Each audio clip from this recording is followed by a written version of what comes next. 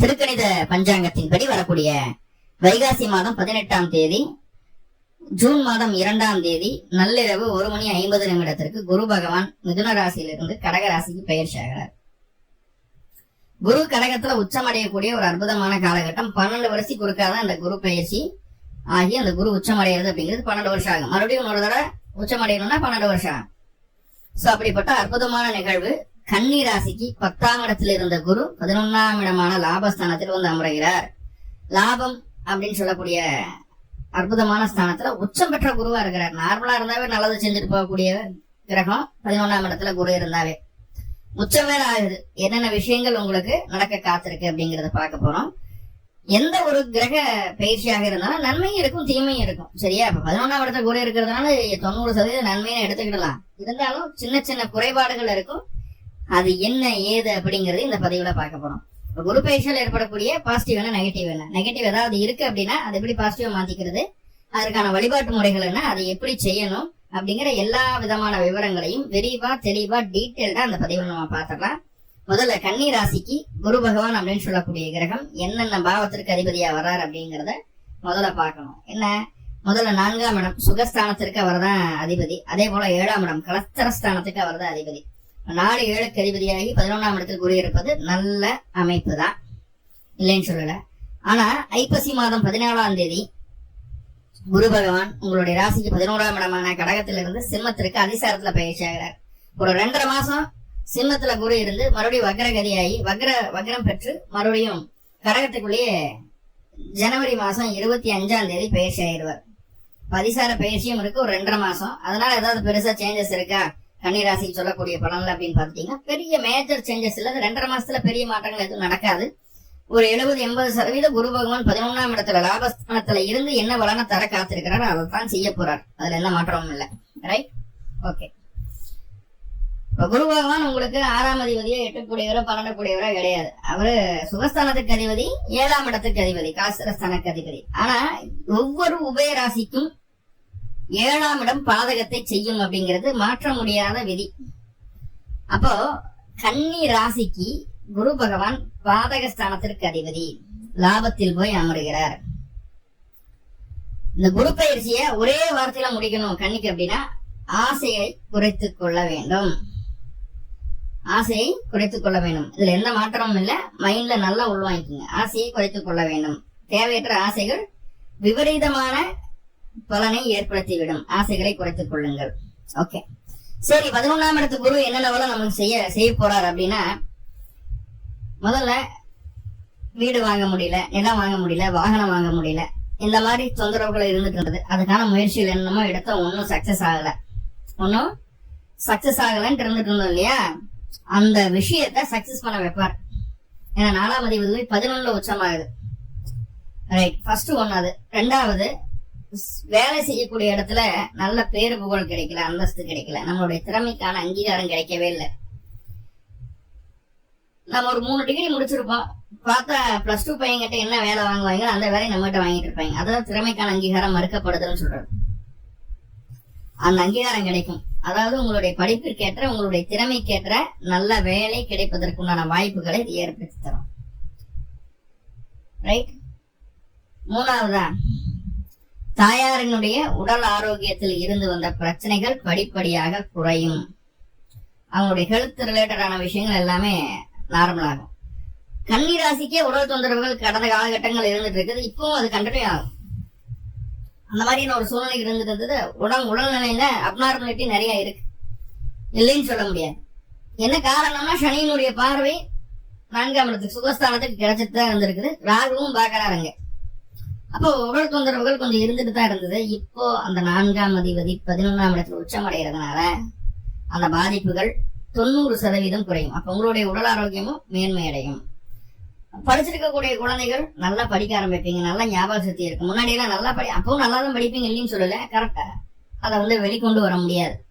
Exam எழுதும்போது சரியா ஞாபகம் வராது. ஒரு கொஸ்டினுக்கு வேற ஆன்சர், வேற கொஸ்டின் இன்னொரு ஆன்சரையும் எழுதிட்டு வந்துடும்.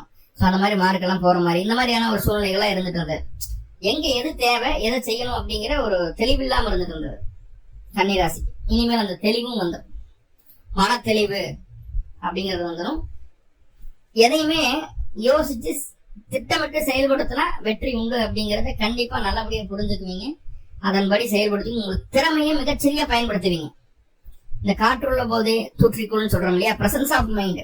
அந்த சூழ்நிலைக்கு தக்கவாறு நம்மளுடைய மனநிலைமையை மாற்றி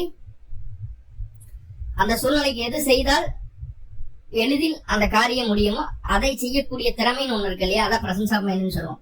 அது ரொம்ப அதிகமா இருக்கு இந்த காலகட்டம். சரியா பயன்படுத்திக்கோங்க. இப்ப கன்னிராசி எங்க போனாலும் அந்த காரியத்துல ஜெயிச்சிரும் அப்படிங்கறத சிம்பிளா சொல்லலாம். ஆனா பார்ட்னர்ஷிப்போட போகும்போது அந்த பேரு நம்மளுக்கு கிடைக்காம போறதுக்கு வாய்ப்பு இருக்கு. தனிச்சு நிற்கும் போது இன்னும் வெற்றி கூடுதலா இருக்கிறதுக்கு வாய்ப்புகள் அதிகம். ஓகே, மூணாவது, வயது முதிர்ந்த நபர்களோ இளம் வயதில் இருக்கக்கூடிய நபர்களோ இருதயம் சார்ந்த பிரச்சனைகள் இருக்கு, அதுக்காக மெடிக்கல் ட்ரீட்மெண்ட் எடுத்துட்டு இருக்கேன் அப்படின்னா அந்த ட்ரீட்மெண்ட் நல்ல பலனை கொடுக்கும். அதுல கார்டியாக் அரெஸ்ட் ஆயிருக்கு, இல்ல அந்த ஏஞ்சியோ பண்ணணும், பைபாஸ் பண்ணணும், இந்த மாதிரி எல்லாம் இருக்கு இல்லையா, அதெல்லாம் இந்த வருஷம் மே மாசத்துக்கு மேல ஜூன் மாசத்துக்கு மேல எல்லாம் அதுக்கு உண்டான ஆபரேஷன் எல்லாம் செய்யும் போது சக்சஸ்ஃபுல்லா அது நடக்குது.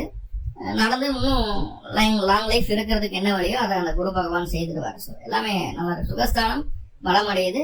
இது நாள் வரைக்கும் இருந்த உடல் தொந்தரவுகள் உங்களை விட்டு போகுது அப்படிங்கறத சொல்லுது. நிறைய பேர் கையில காசு பணம் வச்சுட்டு இன்வெஸ்ட் பண்றதுக்கு பயந்துகிட்டே இருப்பான். தொழில் சார்ந்த சிந்தனை அதிகமா இருக்கும். அடுத்தவங்கிட்ட போய் கை நீட்டி காசு வாங்கணும், வேலை செய்யணும் அப்படிங்கிற எண்ணம் இல்லாம சுய தொழில் பண்ணணுங்கிற எண்ணத்தை அதிகமா விதைச்சிட்டே இருக்கக்கூடிய ஒரு சூழ்நிலையா இருந்துட்டு இருக்கு இந்த காலகட்டம்.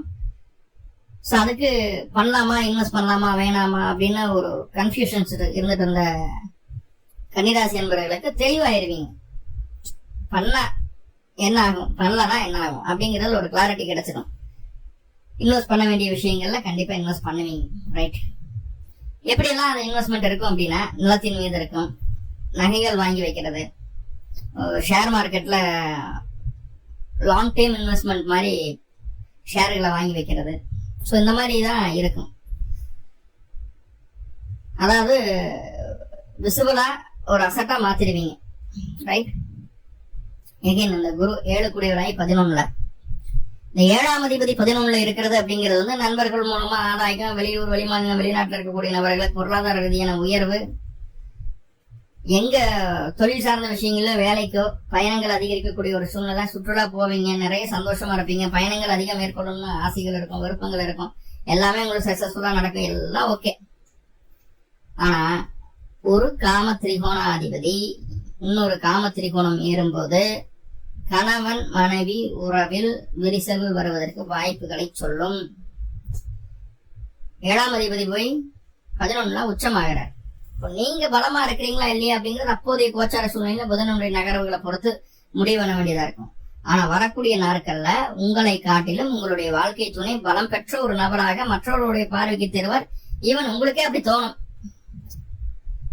நம்ம கிட்ட என்ன இருக்கு, நம்மளால என்ன பண்ண முடியும், வாழ்க்கை துணை என்ன சொல்லுது அதுக்கு எடுத்து போவோம், அதை செஞ்சுட்டு போவோம் அப்படின்ற ஒரு மனநிலைமைய இந்த குரு ஏற்படுத்தும். ஏன்னா 7ஆம் அதிபதி உங்களுடைய கலஸ்தர ஸ்தானாதிபதி உச்சமாகுது குரு. அவங்க செய்யறது எல்லாமே சரின்னு தோணும், நம்மளுக்கு இல்ல நம்மளை சுத்தி இருக்கிறவங்க எல்லாத்துக்குமே சரின்னு தோணும். ஏன்னா குருதான பலமாகுது. ஆனா உள்ளூர பார்த்தோம்னா ஒரு 11ஆம் இடத்துல பலதார யோகத்தை ஏற்படுத்தக்கூடிய 11ஆம் இடத்து கலத்தர காரகன் போய் அமரும் போது கணவன் மனைவியிலேயே பிரச்சனைகளும் கருத்து வேறுபாடுகளும் 3வது மனிதனுடைய தொடர்பினால் தேவையில்லாத பிரச்சனைகளும் குடும்பத்துக்குள் வருவதற்கு வாய்ப்புகளை இந்த குரு பகவான் ஏற்படுத்தி தரும். உஷாரா இருந்துக்குங்க. இந்த மாதிரி ஏதாவது உங்களுக்கு கொஞ்சம் அப்நார்மல் ஆக்டிவிட்டிஸ் இருக்கு வாழ்க்கை துணை கிட்ட இருக்குதுன்னா அப்பவே அதை பேசி கட் பண்ணி சரி பண்றதுக்கு உண்டான வழியை பாத்துங்க. இல்லைன்னா பின்னாடி வருத்தப்பட்டு பிரயோஜனம் இல்லை. ரைட், ஆனா பார்ட்னர்ஷிப் எல்லாம் சூப்பரா போகும், அதுல எந்த மாற்றமும் இல்லை. நிறைய வாடிக்கையாளர் கிடைப்பாங்க, நிறைய பிசினஸ் போகும், கிளைண்ட்ஸ் நிறைய அதிகரிப்பாங்க, அதெல்லாம் ஓகே, எல்லாம் சூப்பரா இருக்கு. ரைட், அதே போல 7ஆம் இடத்துல இருக்கக்கூடிய சனி பகவான் கண்டகச்சனி அப்படிங்கிற ஒரு அமைப்புலதான் கன்னி இப்ப பயணிச்சுட்டு இருக்குது. இந்த கண்டகச்சனி அந்த சனியினுடைய பாதிப்பை நீக்கிடும். நிறைய பேருக்கு இந்த காலகட்டம் லவ் மேரேஜ் நடக்கும். கல்யாணம் இல்லாத கன்னி ராசிக்கெல்லாம் கல்யாணம் நடக்கும் இந்த காலகட்டம். முக்கியமா லவ் மேரேஜ் நடக்கிறதுக்கு அதிகமா சான்சஸ் அதிகமா இருக்கு. லவ் மேரேஜ் நடக்கிறதுக்கு சான்சஸ் அதிகமா இருக்கு. ரைட், என்னன்னா இந்த காலகட்டம் இந்த லவ் மேரேஜ் வந்து மற்றவர்களால ஏற்றுக்கொள்ள முடியாது. ஒண்ணு வயது வித்தியாசம் இருக்கும், இல்ல உறவு வித்தியாசம் இருக்கும், இல்ல படிப்பு வித்தியாசம் இருக்கும், இல்ல கேஸ்ட்ல வித்தியாசம் இருக்கும், ஏதோ ஒரு வித்தியாசம் இருக்கும். மற்றவர்கள் ஏற்றுக்கொள்ள மாட்டாங்க. குடும்ப உறுப்பினர்கள்லாம் ஏற்றுக்கொள்வதற்கும் தயங்குவாங்க. அப்படியான ஒரு அமைப்புல தான் திருமணம் நடக்கும். காதல் திருமணங்கள் நிறைய கன்னிராசிக்கு காதல் திருமணங்கள் நடக்கிறதுக்கு வாய்ப்பு கிடைச்சுள்ளது. குரு அதுக்கு சப்போர்ட் பண்ணுவார், பண்ண மாட்டான்னு சொல்ல கண்டிப்பா பண்ணுவார். இப்ப குருவினுடைய பார்வை ராசிக்கு 3ஆம் இடத்துக்கு கிடைக்குது. அப்போ சகோதரஸ்தானம் நல்லா இருக்கும். மாமனார் இன்னும் கருத்து ரிலேட்டடா இருக்கக்கூடிய பிரச்சனைகள் மாமனாருக்கு சரியாயி அவங்களும் நல்லா இருப்பாங்க. புதிய முயற்சிகள், புதிய மாற்றங்கள் எல்லாமே உங்களுக்கு சாதகமா இருக்கும். இந்த காலகட்ட பேங்க்ல அக்கௌண்ட் ஓபன் பண்றதோ, இல்ல ஒரு காதில் அணியக்கூடிய அணிகலன்களோ, மூக்கில் அணியக்கூடிய அணிகலன்களோ, கழுத்துல போற ஆபரணங்கள் வாங்குறதோ, இடமாற்றம் செய்யறதோ, காலி நிலம் வாங்குறதோ, இதெல்லாம் உங்களுக்கு சாதகமா இருக்க போகுது. இதெல்லாம் சாதகமா இருக்க போகுது. சார் நிலமெல்லாம் இருக்கு சார், வீடு கட்டலான் இருக்க, தாராளமா கட்டுங்க. 4ஆம் இடத்தை தான் உச்சம். நாளுக்கு மறைஞ்சாலும் மறைஞ்சிட்டு போறாரு, உச்சமா இருக்கிறாரு இல்லையா. ராசிக்கு 11ல லாபத்துல போய் உட்கார்றாரு இல்லையா. கட்டணும்னு நினைச்சா தாராளமா கட்டலாம், அது சாதகமா தான் இருக்கும். சகோதர வழி ஆதரவு பூர்ணமா கிடைக்க போகுது. பிரச்சனை எடுத்த காரியங்கள், எடுத்த முயற்சிகள் எல்லாமே உங்களுக்கு வெற்றியை தரக்கூடிய ஒரு அமைப்பாக தான் காட்டுது. உங்களுடைய வளர்ச்சிக்கு தேவையான பல மாற்றங்களை இந்த குரு பயிற்சி ஏற்படுத்தி தரும். அதுல எந்த மாற்றமும் இல்ல, சக்சஸ்ஃபுல்லான ஒரு சூழல் தான் இருக்கு, கவலைப்பட வேண்டாம். அடுத்தது குருவினுடைய பார்வை 5ஆம் இடத்திற்கு. கன்னிராசி என்பவர்களுக்கு 5ஆம் இடத்துக்கு குரு பார்வை கிடைச்சாச்சு. 5ஆம் இடத்துக்கு அந்த குரு பார்வை கிடைச்சு எவ்வளவு நாள் ஆச்சு அப்படின்னு சொல்லி பாத்துட்டீங்கன்னா கிட்டத்தட்ட 1.5 வருஷம் 2 வருஷத்துக்கு பார்க்க ஆச்சு. இந்த குழந்தை பேர் இல்லாம கஷ்டப்பட்டு இருக்கக்கூடிய கன்னிராசி என்பவர்கள் குழந்தை பேர் கிடைக்கிறதுக்கு வாய்ப்புகள் ரொம்ப ரொம்ப அதிகம். இல்ல அதுக்காக முயற்சி பண்றதுக்கும் டெஸ்ட் பேபி போறோம், அதுக்கு ட்ரீட்மெண்ட் எடுக்கணும், பிடிக்கிறோம், சக்சஸ் ஆயிடும். தாராளமா அதுக்கான முயற்சிகளை செய்யல, கண்டிப்பா குழந்தை பேர் கிடைக்கிறதுக்கு வாய்ப்புகள் அதிகமா சொல்லுது. 3ஆவதா குழந்தைகள் வளர்ந்து இருக்காங்க, நல்லா வளர்த்தணும். இல்ல அவங்களுக்கு ஏதாவது உடல்நல தொந்தரவுகள் இருந்துட்டு இருக்கு, அதை சரி செய்துக்கணும்.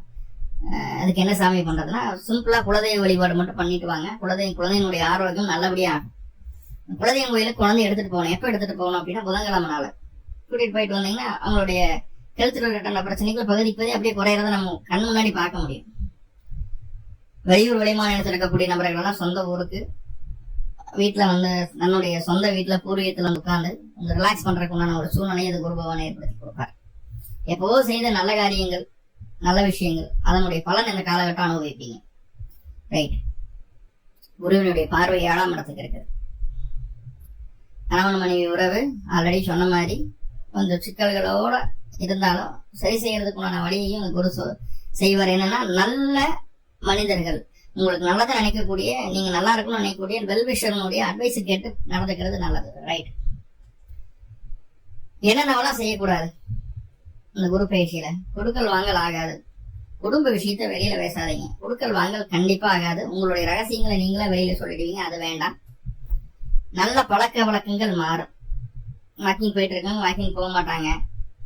ஸ்மோக் பண்ணாதான், ட்ரிங்க் பண்ணாதான், ஸ்மோக் பண்ண ட்ரிங்க் பண்ண ஆரம்பிப்பான். கெட்ட வழக்கம் உள்ள வரதை காட்டுது. அதை கொஞ்சம் கண்ட்ரோல் பண்ணிக்கிடணும். வேற என்னென்னலாம்? ஆல்ரெடி வீடு இருக்குது, ஆல்ரெடி வாகனம் இருக்கு, மராமரத்து பணி செய்யணுங்கிறது வேண்டாம். மேஜரா ஒரு விஷயத்த டெமான்ஸ்ட்ரேட் பண்ணி மறுபடியும் மாத்தணும் அப்படிங்கிறது வேணாம். ஒரு இன்ஜின் வேலையில வருது காரு அப்படின்னா அதை செய்யக்கூடாது. முடிஞ்ச அளவுக்கு தக்காடி கொண்டு போவாங்க. வீடு ஒரு போர்ஷன் இடிச்சுட்டு மறுபடியும் கட்டுறேன், அந்த வேலையெல்லாம் ஆகாது. சரி, வேற என்ன பண்ணலாம்? எதிரிகள் யாரு என்னன்னு தெரிஞ்சிடும், வேணும்னே நம்ம போய் மோதுவோம். அதோட நம்மளை விட பலமான எதிரிகள் தான் நம்ம சுத்தி இருப்பாங்க, அது தெரிஞ்சிடும், வேணும்னே அவங்ககிட்ட போய் மோதுறது, ஒத்தையரட்டையா பார்க்கலாம் அப்படின்ட்டு. அது நம்மளுக்கு தவறு. அதே போல வேலையில ஒர்க்லோடு இருக்கும், கவலைப்படாம அந்த ஒர்க்லோட ஏத்துக்கிட்டு அடுத்த கட்டத்தை நோக்கி போறதுக்கு என்ன வழி அதை பார்க்கணும். வேலை மாற்றம் செய்யணும்ன்ற ஒரு எண்ணம் மனசுக்குள்ள வந்துடக்கூடாது. சோ நிறைய பாசிட்டிவ் இருக்குது, சின்ன சின்ன நெகட்டிவ் இருக்கு இல்லையா. அந்த நெகட்டிவா பாசிட்டிவ் மாத்திக்கிறதுக்கு சிம்பிளான வழிபாடு என்னன்னா, புதன்கிழமை நாள் அருகில் இருக்கக்கூடிய பெருமாள் ஆலயங்களுக்கு போங்க, 2 நெய் தீபம் போடுங்க, போட்டு வழிபாடு பண்ணிட்டு வாங்க. குரு பயிற்சியால் ஏற்படக்கூடிய நன்மைகள் அதிகரிக்கும், தீமைகள் இல்லாமல் போகும் இந்த வழிபாடை செய்து வந்தீங்கன்னா. மேலும் கன்னிராசி என்பவர்களுக்கு எல்லாமே நல்லபடியா நடக்கணும் அப்படின்னு சொல்லி எல்லாம் பல பரம்பரை பிரார்த்தனை பண்ணிட்டு இந்த பதிவை முடிச்சுக்கிறேன். நன்றி நண்பர்களே. வாழ்களுடன்